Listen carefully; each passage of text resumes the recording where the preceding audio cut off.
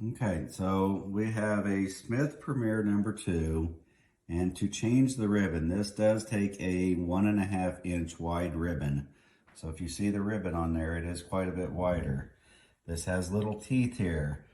You would actually remove this ribbon, take the teeth and put it around the ribbon. Then the ribbon goes up around across the top. And then you would just do the exact same thing on the other side. The ribbon's all wound this way right now, so if you had it unwound, you would see it look exactly like the other side, and you just place the ribbon in between the teeth. If you come back to this side, this has your ribbon reversal lever, so this will let you turn it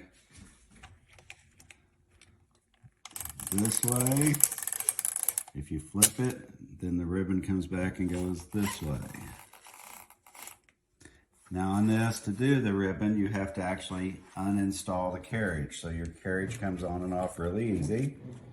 We'll take the paper out of it.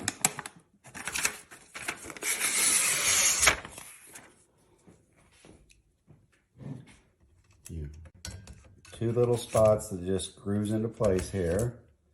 And there's two little clips that just clip it into place. Now your carriage is installed.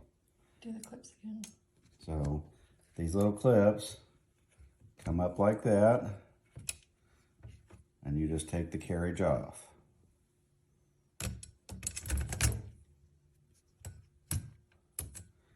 Then when you want to view, you actually will flip it up like that, and then you can actually view that. And I think she'll show you more of that in the actually typing demonstration.